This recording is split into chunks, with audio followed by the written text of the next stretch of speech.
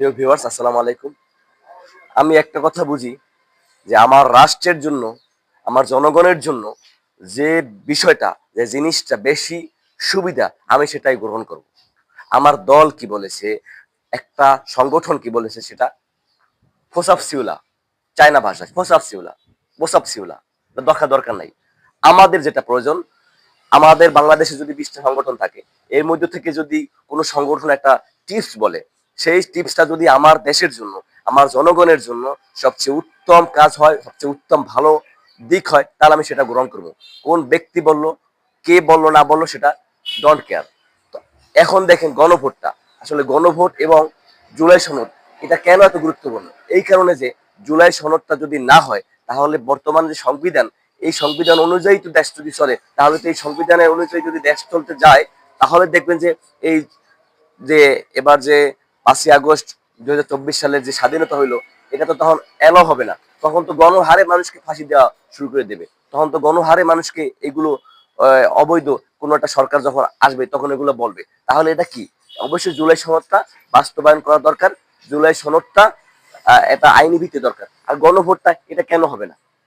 গণভোটটা এতটাই গুরুত্বপূর্ণ যে গণভোট না হলে পরবর্তীতে সাধারণ যারা ছাত্র আছে এবং সাধারণ ছাত্র ছাড়া যারা এই জুলাই আন্দোলনে যারা অংশগ্রহণ করছে, ইত্যাদি ইত্যাদি, এসব ব্যাপারে অনেক সমস্যা সৃষ্টি হবে। তো এগুলো কি আমাদের বোঝা উচিত না? আমরা কেন বুঝবো?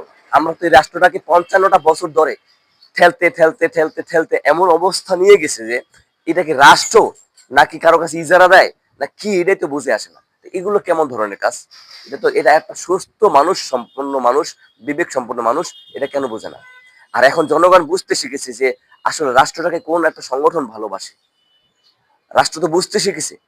এমন একটা এমন একটা সরকারকে বসালো, এই সংগঠন কোন সংগঠন কি বলছে সেটা দল কেয়ার করে, কোনটা উচিত হবে কোনটা উচিত হবে না, সেই অনুযায়ী সে আইনি ভিত্তি দেবে, সেই অনুযায়ী সে করবে। না, এখানে মনে হইতেছে যে ভয় পাইতেছে, এক একটা সংগঠন ভয় পাচ্ছে।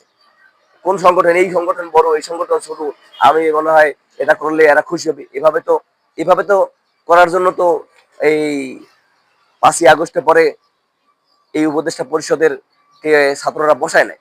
তাহলে কেন, আমার প্রশ্ন থাকবে, কেমন উপদেষ্টা পরিষদরা কেন তাহলে সেই দিকে দিকে এগ্রি হচ্ছে না? আহ? আমার এটা বুঝে আসতেছে না। সুতরাং প্রিয় বন্ধুরা, প্রিয় দর্শকরা, আপনারা আমার কথাগুলো বোঝার চেষ্টা করেন এবং এই অনুযায়ী আপনারা শেয়ার করবেন, লাইক করবেন, যাতে আমার এই কথাটা, গুরুত্বটা পাবলিক ফাংশনে এটা ভালোভাবে পপুলার হয় এবং এই অনুযায়ী যেন সরকার মেনে নিতে পারে। এই যে দেখেন গণভোটটা যে মেনে নিল না নির্বাচনের আগে, নির্বাচনের যদি দিন যদি গণভোট হয়, তাহলে এর কোনো গুরুত্ব তো থাকবে না। এই জন্য এই গণভোটটা যদি আগে হয়, তাহলে গুরুত্ব থাকবে। এটা তো দেশের জন্য ভালো, জনগণের জন্য ভালো। তাহলে কেন করবো না আমরা? কেন এটা সরকার করছে না? এই বিষয়টা আমি দর্শকদের কাছে আমি প্রশ্ন রাখলাম। আপনারা কমেন্টস এবং লাইক করে আমাকে জানাবেন। ধন্যবাদ। আমার সাথে থাকবেন।